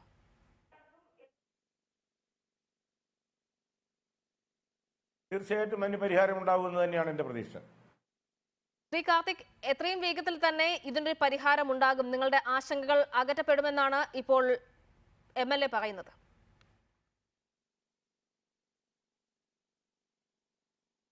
MLA പറയുന്നതിനെ സ്വാഗതം ചെയ്യുന്നു. പക്ഷേ നമുക്കറിയാം, നമ്മുടെ ഒത്തിരി സമരങ്ങളിൽ ഇത്തരത്തിൽ ഉറപ്പുകൾ കിട്ടിയിരുന്നെങ്കിലും ആ ഉറപ്പുകൾ പ്രായോഗിക തലത്തിലേക്ക് പലപ്പോഴും എത്തിയിരുന്നില്ല. ഞങ്ങൾ MLAയോ അല്ലെങ്കിൽ ബഹുമാനപ്പെട്ട ഭരണകൂടത്തെ അവിശ്വസിക്കുന്നില്ല. എങ്കിലും ആ ഉറപ്പ് കൃത്യമായും എത്തിച്ചേരുമെന്നും അതിൽ കൃത്യമായ നടപടി എടുക്കുകയും ചെയ്തതിനു ശേഷം മാത്രമേ സമരസമിതിയെ സംബന്ധിച്ചിടത്തോളം ഒരു തീരുമാനം എടുക്കാൻ കഴിയുള്ളൂ. പിന്നെ നേരത്തെ ചൂണ്ടിക്കാണിച്ച ഒരു കാര്യത്തിന് ഞങ്ങൾ കൂടി, പ്രത്യേകിച്ച് സമരസമിതിക്കെതിരെ ഇത്തരം ആരോപണങ്ങൾ വരുമ്പോൾ ഞങ്ങളും ചില മറുപടികൾ പറയേണ്ടതായിട്ടുണ്ട്. ഇപ്പോൾ ഞങ്ങൾ സമരം വയ്ക്കുന്നത് പറഞ്ഞു അതിജീവനത്തിന് വേണ്ടിയിട്ടുള്ള സമരമാണ്. പൊതുമേഖല കമ്പനിയാണെങ്കിലും പൊതുമേഖലാ സ്ഥാപനം പൊതുമേഖലയുടേതായിട്ടുള്ള ഒരു മാന്യതയും കാണിക്കാതെ നടത്തിക്കൊണ്ടിരുന്ന ഖനനത്തിനെതിരെയാണ് ഇത്തരം ഒരു സമരം നടത്തുന്നത്. ഇവിടെ ഈ സ്വകാര്യ മേഖലയെ സഹായിക്കാനെന്നൊക്കെ പറയുമ്പോൾ സത്യം പറഞ്ഞാൽ വളരെ തമാശയായിട്ടാണ് തോന്നുന്നത്. കാരണം ഒരു കമ്പനിക്ക് ഖനനത്തിലേക്ക് കടന്നു വരണമെങ്കിൽ ഇവിടുത്തെ സാധാരണ ജനങ്ങൾക്ക് ഒരുപക്ഷെ അറിയാവുന്നതാണ്, അല്ലെങ്കിൽ അറിഞ്ഞുകൂടായെങ്കിൽ അറിയേണ്ടതാണ്. സംസ്ഥാന സർക്കാർ അവർക്ക് അനുമതി കൊടുക്കേണ്ടി വരും. കേന്ദ്ര വനം പരിസ്ഥിതി മന്ത്രാലയം അനുമതി കൊടുക്കണം. കേന്ദ്ര വനം പരിസ്ഥിതി മന്ത്രാലയത്തിന്റെ അനുമതിക്ക് ശേഷം അത് അനുമതി കൊടുക്കണമെങ്കിൽ ഒരു പബ്ലിക് ഹിയറിംഗിൽ പങ്കെടുക്കണം, ജനഹിതം തേടേണ്ടതായിട്ടുണ്ട്. അതിനുശേഷം വീണ്ടും ഇതെല്ലാം കൺസോൾട്ടേറ്റ് ചെയ്ത് ചെന്ന് കേന്ദ്ര സംസ്ഥാന സർക്കാരുകളുടെ അനുമതിയോടുകൂടി മാത്രമേ ഖനനത്തിലേക്ക് കടന്നു വരാൻ പറ്റുകയുള്ളൂ. അപ്പോ സർക്കാരുകളുടെ കൃത്യമായ ഉത്തരവാദിത്തപ്പെട്ട സ്ഥാനങ്ങളിൽ ഇരിക്കുന്നവർ പറയേണ്ട അല്ലെങ്കിൽ സ്വകാര്യ മേഖലയെ സഹായിക്കാനെന്ന് പറയുമ്പോൾ അവരാണ് ഉത്തരവാദിത്തത്തോടുകൂടി പറയേണ്ടത്. അവർക്ക് സ്വയം വിശ്വാസം ഇല്ല എന്നതിന്റെ ഏറ്റവും വലിയ തെളിവല്ലേ ഇത്? ഞങ്ങൾ ഇവിടുത്തെ മത്സ്യത്തൊഴിലാളികൾ അല്ലെങ്കിൽ ഈ സമരസമിതിയിൽ നിൽക്കുന്ന ഞങ്ങളെ പോലെയുള്ള സാധാരണക്കാരായ മനുഷ്യരാണോ ഈ സ്വകാര്യ മേഖലയ്ക്ക് അനുമതി കൊടുക്കുന്നത്? ഇനി പൊതുമേഖലാ സ്നേഹം പറയുന്നവരടുത്ത് ഞങ്ങൾ ഒന്ന് രണ്ട് കാര്യങ്ങൾ കൂടി വളരെ കൃത്യമായിട്ടും ആവശ്യപ്പെടുകയാണ്. ഇത്രയും കാലം പൊതുമേഖലാ സ്ഥാപനങ്ങളുടെ തലപ്പത്തിരുന്നവരുടെ സ്വത്തുവിവരങ്ങൾ അന്വേഷിക്കണം. അവർ പൊതുമേഖലയിൽ നിന്ന് പുറത്തേക്ക് ഇറങ്ങിയതിനു ശേഷം KMML IRE പോലെയുള്ള സ്ഥാപനങ്ങളിൽ നിന്ന് പുറത്തിറങ്ങിയതിനു ശേഷം അവർ എവിടെയൊക്കെ പോയി ജോലി ചെയ്തു എന്നുള്ളത് അന്വേഷിക്കണം. IRE KMML പോലെയുള്ള സ്ഥാപനങ്ങൾ എടുക്കുന്ന മണല് എവിടെയൊക്കെ പോകുന്നു എന്നുള്ളത് ചാനലൈസ് ചെയ്യുവാൻ വേണ്ടിയിട്ട് തയ്യാറാവണം. CMRL എന്ന് പറഞ്ഞ കമ്പനി ഹരീഷ് വാസ്തവൻ ചൂണ്ടിക്കാട്ടി ഈ കൊച്ചിൻ മിനറൽസ് ആൻഡ് റൂട്ടേഴ്സ് ലിമിറ്റഡ് എന്ന് പറഞ്ഞ ശശിധരൻ കർത്തയുടെ സ്ഥാപനം എങ്ങനെ നിലനിൽക്കുന്നു? അവർക്ക് എവിടെ നിന്ന് മണൽ വരുന്നു? ഇവിടുത്തെ മത്സ്യത്തൊഴിലാളികൾ വാരി കൊടുക്കുന്നതാണോ? Vaikundarajan VV minerals and metals limited Vaikundarajan എന്ന് പറയുന്ന ആളുടെ കമ്പനി, തൂത്തുക്കുടിയിലുള്ള കമ്പനി, ഇപ്പോ സമരസമിതി ചേർത്ത് കെട്ടിക്കൊണ്ട് ഈ പേരൊക്കെ പറയുന്നത് കേട്ടു. അതുകൊണ്ടാണ് പറയുന്നത്. ഒരു മാസക്കാലം മുമ്പ് ഒരു മാധ്യമത്തിൽ എഴുതി ഞങ്ങൾ കണ്ടു, 8 ലക്ഷം ടൺ മണ്ണാണ് കഴിഞ്ഞ ഒരു വർഷം കൊണ്ട് VV മിനറൽസ് ആൻഡ് മെറ്റൽസ് ലിമിറ്റഡിൽ എത്തിച്ചേർന്നത്. അതായത് IREയുടെ കണക്ക് പ്രകാരം ഒരു ലോറിയിൽ കയറുന്നത് 8 ടൺ മണ്ണാണ്. അപ്പോൾ 1 ലക്ഷം ലോറി കേരളത്തിന്റെ അതിർത്തിയിൽ കൂടി 365 ദിവസം കൊണ്ട് പോയെങ്കിൽ, അതായത് 300 ലോറി മണ്ണ് ഒരു ദിവസം കടന്നു പോയെങ്കിൽ ആരുടെയൊക്കെ ഒത്താശയോട് കൂടിയാണെന്നുള്ളത് അന്വേഷിക്കേണ്ടതല്ലേ? ഇത്തരത്തിൽ ഈ VV മിനറൽസിനെ പോലെ CMRL പോലെയുള്ള കമ്പനികൾ എങ്ങനെ നിലനിൽക്കുന്നു എന്നുള്ളത് കൃത്യമായും അന്വേഷിക്കേണ്ടതാണ്. ബഹുമാനപ്പെട്ട MLA ഉൾപ്പെടെ ഇരിക്കുന്ന ഈ വേദിയിൽ ഞങ്ങൾ പറയുന്നതാണ്. അപ്പോ അതിനുകൂടിയുള്ള നടപടികൾ, ഈ പൊതുമേഖലാ സ്ഥാപനങ്ങളുടെ പ്രക്രിയകൾ സുതാര്യമാണോ എന്നുള്ളതും അത് എത്രത്തോളം സ്വകാര്യ മേഖലയെ സഹായിക്കുന്നതാണെന്നുള്ളതും പറയണം. ഒന്നുകൂടി ആവശ്യപ്പെടുകയാണ്, ഇത്രയും നാൾ നടത്തിയ ഖനനം കൊണ്ട് കേന്ദ്ര സംസ്ഥാന സർക്കാരുകളുടെ ഖജനാവിലേക്ക് കേന്ദ്ര പൊതുമേഖലാ സ്ഥാപനവും സംസ്ഥാന പൊതുമേഖലാ സ്ഥാപനവും എത്ര രൂപ ഖജനാവിലേക്ക് നൽകിയിട്ടുണ്ട്? അവർ ധവളപത്രം, വൈറ്റ് പേപ്പർ പ്രൊഡ്യൂസ് ചെയ്യാൻ തയ്യാറാവണം. ഇത് ചുമ്മാ നമ്മൾ ഈ ഏത് സമരത്തെയും നേരത്തെ ചൂണ്ടിക്കാണിച്ചാണ്, എല്ലാ സമരങ്ങളെയും കേരളത്തിൽ നടക്കുന്ന മുഴുവൻ അതിജീവനത്തിന്റെ പോരാട്ടങ്ങളെയും ഇത്തരത്തിലാണ് കൈകാര്യം ചെയ്തുകൊണ്ടിരിക്കുന്നത്. സമരങ്ങളുടെ കൃത്യമായ രാഷ്ട്രീയ ചരിത്രങ്ങൾ നമ്മൾ നോക്കിയാൽ അറിയാം. ഇത്തരത്തിൽ കൈകാര്യം ചെയ്യലുകളൊന്നും കൊണ്ട് ഞങ്ങളെ പോലുള്ളവര് ഒരു കാരണവശാലും നിശബ്ദരാകില്ല. ഇപ്പൊ നിശബ്ദരാകില്ല സമരസമിതി എന്നാണ് പറയുന്നത്. ശ്രീ R രാമചന്ദ്രൻ, ഇപ്പോൾ താങ്കൾ പറയുകയുണ്ടായല്ലോ, ഇപ്പോൾ ഏറ്റവും വേഗത്തിൽ തന്നെ നടപടി ഉണ്ടാകും എന്ന് പറയുകയുണ്ടായി. അതെന്തുകൊണ്ടാണ് ഇത്ര വലിയ പ്രതിഷേധമായി ഉയർന്നു വരുന്നു? സാമൂഹ്യ മാധ്യമങ്ങൾ അത് ചർച്ച ചെയ്യാൻ തുടങ്ങി, മുഖ്യധാരാ മാധ്യമങ്ങളിലേക്ക് ഈ വിഷയം എത്തപ്പെടുന്നു. ഇതുവരെ എവിടെയായിരുന്നു ഈ ജനപ്രതിനിധികളും അല്ലെങ്കിൽ ഈ രാഷ്ട്രീയ പ്രവർത്തകരുമൊക്കെ? എത്ര കാലമായി? അതായത് 89.5 ചതുരശ്ര കിലോമീറ്റർ ഉണ്ടായിരുന്ന ഭൂമി 7.6 ചതുരശ്ര കിലോമീറ്ററായി ചുരുങ്ങുന്നത് വരെ എവിടെയായിരുന്നു ഇവരെല്ലാം?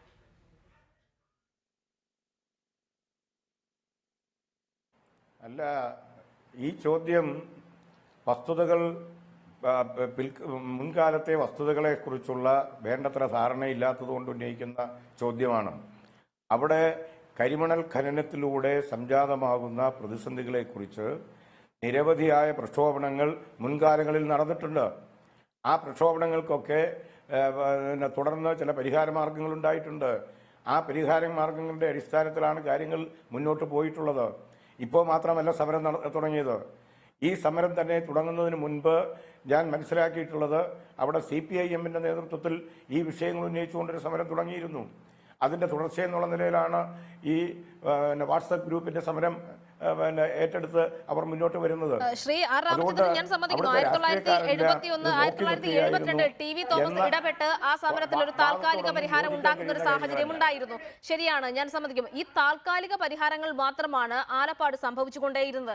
അതിന്റെ ബാക്കി പത്രമാണ്, അതിന്റെ ആഫ്റ്റർ എഫക്ട് എന്ന് പറയേണ്ടി വരും. ഇപ്പോൾ ഈ ജനങ്ങൾ ഇത്രയധികം ആശങ്കയുടെ മുൾമുനയിൽ നിൽക്കേണ്ടി വന്നത് ഈ താൽക്കാലിക പരിഹാരങ്ങൾ കൊണ്ട് ഞങ്ങൾക്കൊന്നും ലഭിക്കാൻ പോകുന്നില്ല, ഇനി അതിനൊരു ശാശ്വത പരിഹാരം വേണമെന്ന നിലയിലേക്ക് ഇവർ കാര്യങ്ങൾ കൊണ്ടെത്തിക്കുകയും ഇതിന് ഇത്ര വലിയൊരു ആശങ്ക ഉണ്ടാവുകയും ചെയ്തത് അതുകൊണ്ടാണ്. നമ്മൾ മുല്ലപ്പെരിയാറിനെ കുറിച്ച്, മുല്ലപ്പെരിയാർ പൊട്ടിയാൽ ഉണ്ടാകുന്ന ഭീതിയെക്കുറിച്ചുമൊക്കെ, അല്ലെങ്കിൽ മുൾമുനയിൽ നിൽക്കുന്ന ജനങ്ങളുടെ ആശങ്കയെക്കുറിച്ച് ഈ സംസ്ഥാനം മുഴുവൻ ചർച്ച ചെയ്യുമ്പോൾ ആലപ്പാട് എന്നൊരു ഗ്രാമം കേരള ഭൂപടത്തിൽ നിന്ന് ഇല്ലാതായിക്കൊണ്ടിരിക്കുകയാണെന്ന് ഇവിടെ മനഃപൂർവ്വം പലരും മറന്നുപോയതാണ്.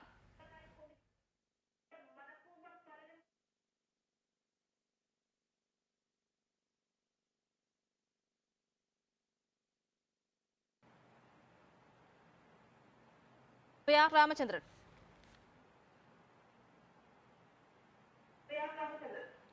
പറഞ്ഞതെല്ലാം ഞാൻ വ്യക്തമായി കേട്ടില്ല. ശ്രീ ആർ രാമചന്ദ്രൻ, ഇപ്പോൾ ഈ സമരം ഇത്ര വലിയ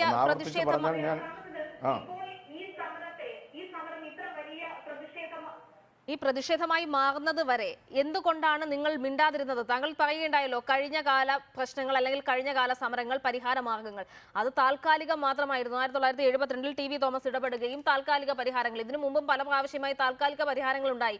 ഈ താൽക്കാലിക പരിഹാരങ്ങളുടെയൊക്കെ ബാക്കിയാണ് ഇപ്പോൾ ആ ഭൂമി 8 ചതുരശ്ര കിലോമീറ്ററായി ചുരുങ്ങിയത്. അതുകൊണ്ട് തന്നെയാണ് ജനങ്ങൾ ഇത്രയധികം ഭീതിയിൽ അവിടെ ജീവിക്കുന്നത്. താൽക്കാലിക പരിഹാരമല്ലല്ലോ അവിടെ ആവശ്യം.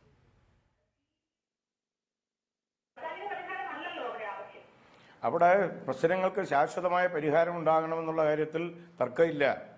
ആ ശാശ്വത പരിഹാരത്തിന് വേണ്ടിയുള്ള മാർഗങ്ങളെക്കുറിച്ച് എല്ലാവരും ചേർന്ന് ചർച്ച ചെയ്യുകയും അതിന് പരിഹാര മാർഗങ്ങൾ ഉണ്ടാക്കാൻ സർക്കാരുകളുടെ മേൽ സമ്മർദ്ദം ചെലുത്തുകയും ചെയ്യുകയാണ് വേണ്ടത്. അതുണ്ടാകണമെന്നാണ് ഞാൻ പറഞ്ഞത്. ആ സമ്മർദ്ദമാണ് ഇപ്പോൾ ജനങ്ങൾ ചെലുത്തിക്കൊണ്ടിരിക്കുന്നത്. ആ സമ്മർദ്ദമാണ് ഇപ്പോൾ മാധ്യമങ്ങളും സമൂഹ മാധ്യമങ്ങളും ഏറ്റെടുത്തത്. ശ്രീ ആർ രാമചന്ദ്രൻ, ശ്രീ ഹരീഷ് വാസുദേവൻ, അവിടെ ഖനനം നിർത്തലാക്കുക, ഇത് മാത്രമാണോ ആലപ്പാട് എന്ന് പറയുന്ന ഗ്രാമത്തെ രക്ഷിക്കാനുള്ള ഏക പോംവഴി?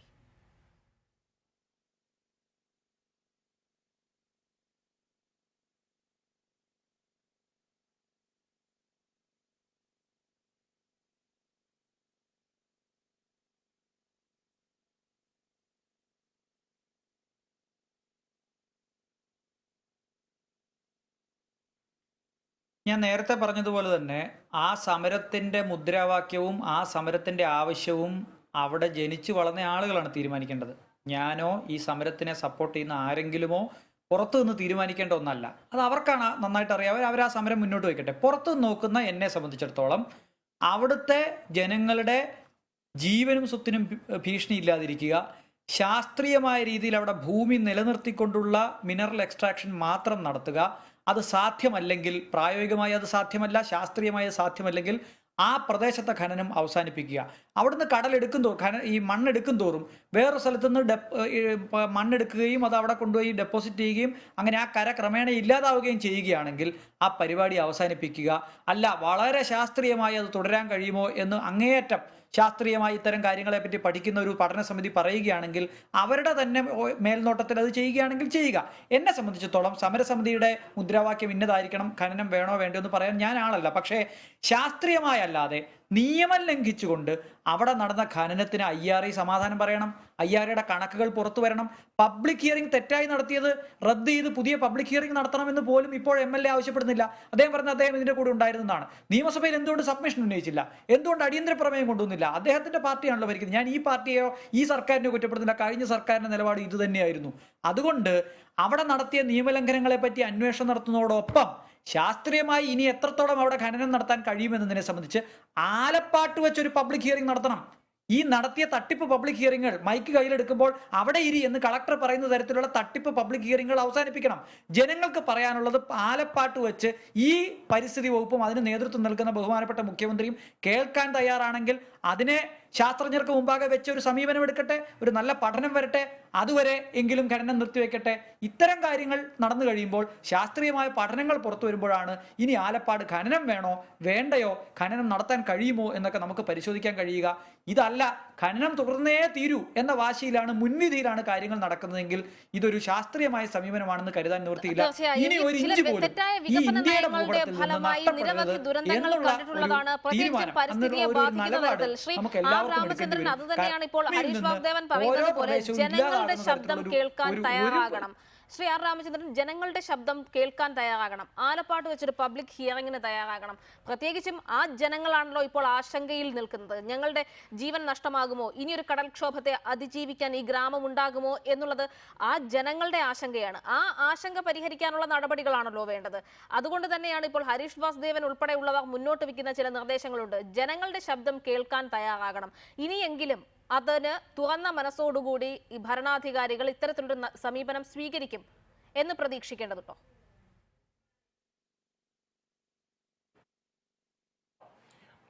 ഭരണാധികാരികളെയും മുൻവിധിയോടുകൂടി സമീപിക്കരുത്, അത് നല്ലതല്ല.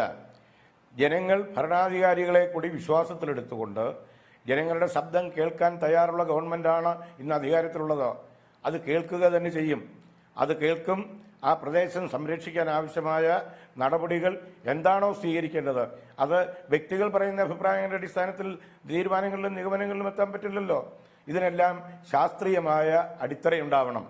ആ ശാസ്ത്രീയമായ അടിത്തറ കണ്ടെത്തിക്കൊണ്ട് ഈ വിഷയങ്ങൾ പരിഹരിച്ച് ആ നാടിനെ സംരക്ഷിച്ച് ആ നാട്ടുകാർക്ക് നിലവിലുള്ള ഉത്കണ്ഠ അത് പരിഹരിക്കുന്നതിനാവശ്യമായ നടപടി സ്വീകരിക്കാൻ വേണ്ടിയാണ് ഗവൺമെന്റിന്റെ ശ്രദ്ധയിൽ ഈ വിഷയങ്ങൾ കൊണ്ടുവന്നിട്ടുള്ളത്. ഇത് നേരത്തെയും ചർച്ച ചെയ്യപ്പെട്ടുകൊണ്ടിരുന്നതാണ്. ഈ സമരം തുടങ്ങിയതിന് ശേഷം മാത്രം ചർച്ച ചെയ്യപ്പെടുന്ന ഒരു വിഷയവും ആയിട്ട് ഈ കാര്യത്തെ കാണുന്നതിൽ അർത്ഥമില്ല. അതിനു മുമ്പും ചർച്ച ചെയ്യപ്പെട്ടിട്ടുള്ള വിഷയങ്ങളാണ്. പക്ഷേ ശാശ്വതമായ പരിഹാരം ഉണ്ടായിട്ടില്ല, അത് വസ്തുതയാണ്. ആ പരിഹാര മാർഗങ്ങളെ സംബന്ധിച്ച് എല്ലാവരും കൂടെ ചേർന്ന് പരിഹാര നടപടികൾ കണ്ടെത്തുക, അതിന് പരിഹാരം ഉണ്ടാക്കുക എന്നുള്ളതാണ് അഭികാമ്യമായിട്ടുള്ള കാര്യം. അതാണ്. ശ്രീ കാർത്തിക്, ഇപ്പോൾ സമരസമിതി കുറച്ചധികം യുവാക്കളുടെ ഒരു കൂട്ടായ്മ ഉണ്ടാകുന്നു, ഒരു ഫേസ്ബുക്ക് കൂട്ടായ്മ ഉണ്ടാകുന്നു, വാട്സാപ്പ് ഗ്രൂപ്പ് ഉണ്ടാകുന്നു, സമരത്തെ സോഷ്യൽ മീഡിയ ഏറ്റെടുക്കുന്നു, തൊട്ട് പിന്നാലെ കലാകാരന്മാർ ഉൾപ്പെടെയുള്ളവർ അതിന് പിന്നിൽ അണിനിരക്കുകയും ചെയ്യുന്നു. നിങ്ങളിപ്പോൾ ഈ നടത്തുന്ന ഈ സമരത്തിന് ആലപ്പാട്ട് പ്രദേശവാസികളുടെ ഒന്നാകെ തന്നെ പിന്തുണയുണ്ടോ?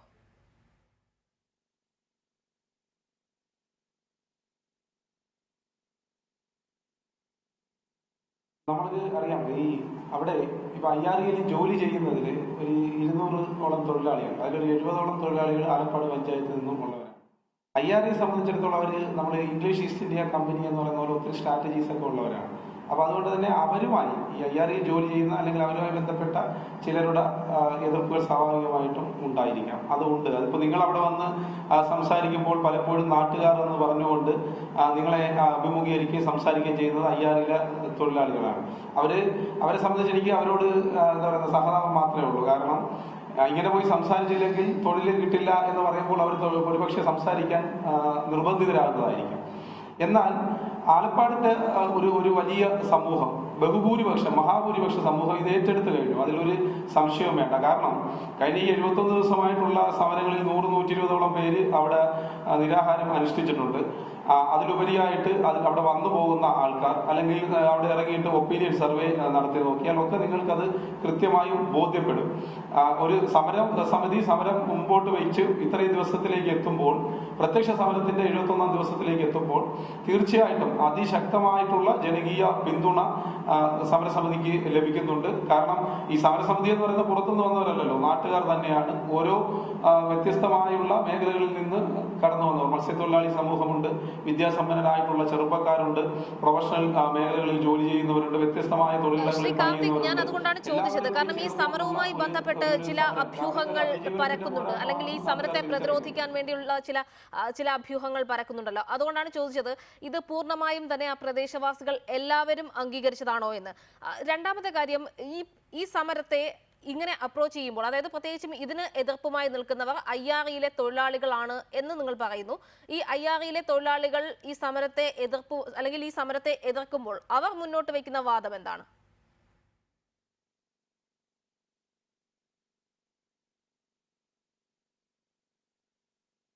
ഇപ്പോൾ നാട്ടുകാരുടെ തീർച്ചയായിട്ടും നല്ല, ഞാൻ പറഞ്ഞു കഴിഞ്ഞു, പിന്നെ നല്ല സപ്പോർട്ടുണ്ട്. ഇപ്പോൾ കഴിഞ്ഞ ദിവസങ്ങളിൽ നവമാധ്യമങ്ങളിലൊക്കെ കണ്ടിരുന്നു 1-2 പേരുടെ പേരൊക്കെ വെച്ചുകൊണ്ടുള്ള ചില പോസ്റ്റുകൾ.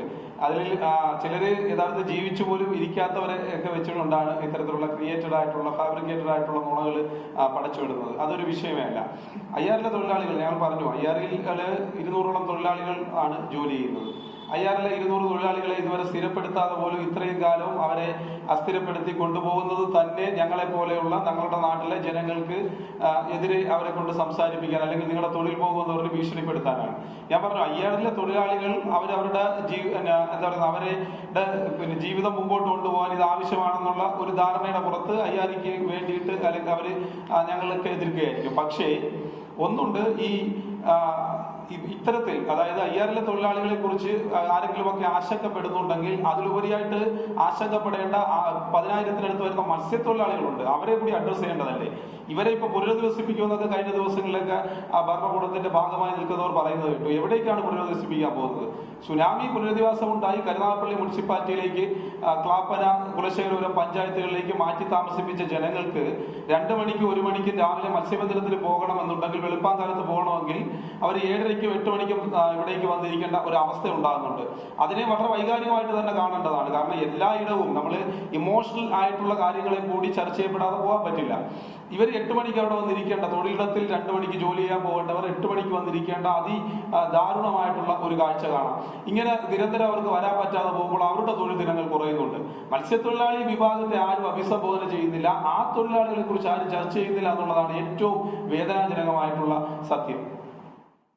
അതാണ് ശ്രീ ഹരീഷ് വാസുദേവൻ. ഇപ്പോൾ അവിടെയുള്ള പ്രധാന പ്രശ്നങ്ങളൊക്കെ തന്നെയും നമ്മൾ സംസാരിച്ചു കഴിഞ്ഞു. 24,000-ഓളം മനുഷ്യരുടെ ജീവൻ, അത് തന്നെയാണ് പ്രധാനപ്പെട്ട വിഷയം. ഇപ്പോൾ മൈനിങ് അവസാനിപ്പിക്കുക എന്നുള്ളത് മാത്രമാണ് ഇവരുടെ ഏക ഡിമാൻഡ്. ഇല്ലെങ്കിൽ ആ ഗ്രാമം തന്നെ ഇല്ലാതാകുമെന്ന അവസ്ഥയിലേക്കാണ് കാര്യങ്ങൾ പോകുന്നത് എന്നാണ് ഇപ്പോൾ പറയുന്നത്. പക്ഷേ ഇതിന്റെ ശാസ്ത്രീയ വശങ്ങളെക്കുറിച്ചൊക്കെ ചർച്ച ചെയ്യുമ്പോഴും ഇതിന് ഓപ്പോസിറ്റായി, ഇതിന് എതിർത്തുകൊണ്ടുള്ള ചില വാദങ്ങൾ കൂടി വരുന്നുണ്ടല്ലോ. പ്രത്യേകിച്ചും എന്തുകൊണ്ടാണ് ഇപ്പോൾ പൊടുന്നനെ ഇങ്ങനൊരു സമരം പൊട്ടിപ്പുറപ്പെട്ട് വന്നത്? പതിറ്റാണ്ടുകളായി നടക്കുന്ന മൈനിങ് ആണ്, അതിൽ ഇപ്പോൾ പെട്ടെന്നൊരു സമരം എന്തുകൊണ്ടാണ് ഉണ്ടായത്? ഇത്തരത്തിലുള്ള ചോദ്യങ്ങളൊക്കെ കൂടിയും ഉണ്ടല്ലോ ഇതിനോടൊപ്പം.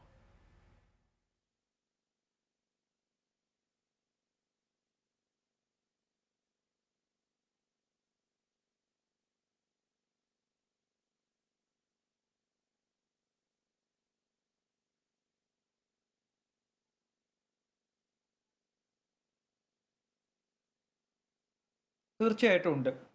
നമ്മുടെ നാട്ടിൽ ഏത് വികസന പദ്ധതി വരുമ്പോഴും ആ വികസന പദ്ധതിയോട് യോജിപ്പ് പ്രകടിപ്പിക്കാനാണ് ബഹുഭൂരിപക്ഷം ആളുകൾക്കും ഡിഫോൾട്ടായിട്ട് തോന്നുന്നത്. അങ്ങനെയാണ് നമ്മളെല്ലാവരും. ആരും അതിനെ എതിർക്കാൻ എന്ന് വിചാരിക്കില്ല.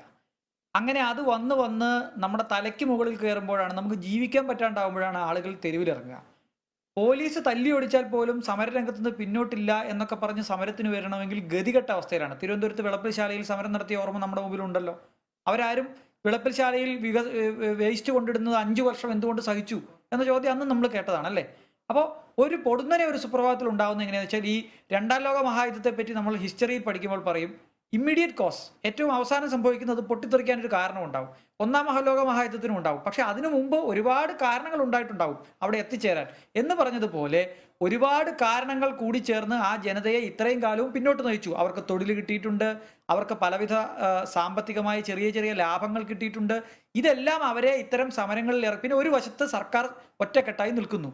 അപ്പോൾ സ്വാഭാവികമായിട്ടും അവർ സമരത്തിൽ നിന്ന് പിന്തിരിഞ്ഞു. ഇപ്പോഴെന്താണ് സംഭവിച്ചത്? ഇപ്പോൾ സംഭവിച്ചത് 30 വർഷമായി അവർക്ക് കൊടുത്തിരിക്കുന്ന ലീസ്, പരിസ്ഥിതി ക്ലിയറൻസ് ഒക്കെ പുതുക്കാൻ പോവുകയാണ്.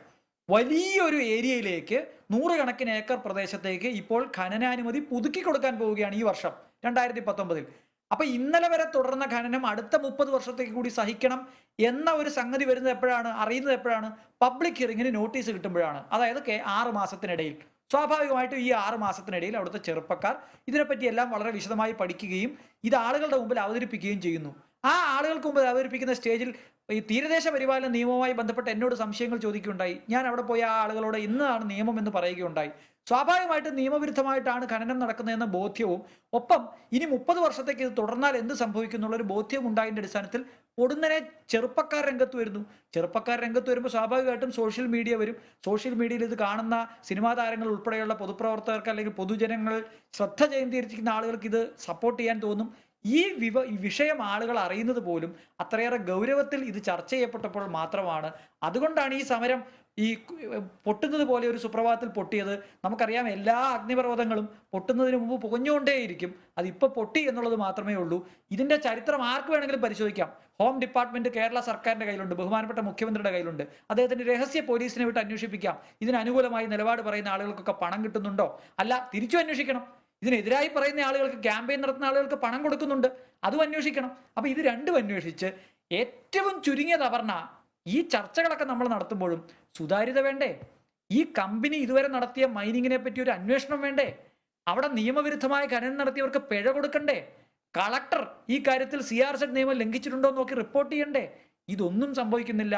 സർക്കാരിന്റെ താല്പര്യം, അതുകൊണ്ടാണ് ഞാൻ പറഞ്ഞത്, ഏത് സർക്കാരെന്നില്ല, ഏത് പാർട്ടി ഭരിച്ചാലും ഇത്തരം ഖനന നിയമവിരുദ്ധമായി നടന്ന പ്രവൃത്തികൾക്ക് അവിടെ ആ നാട്ടിലെ ജനങ്ങളെ ഇല്ലാതാക്കിയ, ഭൂമി ഇല്ലാതാക്കിയ ഈ സംഗതിക്ക് കർശനമായ നടപടി വേണം. അത്തരത്തിൽ നടന്നിട്ടുണ്ടെങ്കിൽ അത് ചോദ്യം ചെയ്യപ്പെടുക തന്നെ വേണം, അത് കണ്ടെത്തുക തന്നെ വേണം. ആലപ്പാട്ടെ ജനങ്ങൾക്ക് ഇനിയെങ്കിലും സുരക്ഷിതമായി നിർഭയമായി ജീവിക്കാനുള്ള സാഹചര്യം ഒരുങ്ങുക തന്നെ വേണം. വളരെ നന്ദി ചർച്ചയിൽ പങ്കെടുത്തതിന് ശ്രീ ഹരീഷ് വാസുദേവൻ, കാർത്തിക്, ഒപ്പം തന്നെ R രാമചന്ദ്രൻ.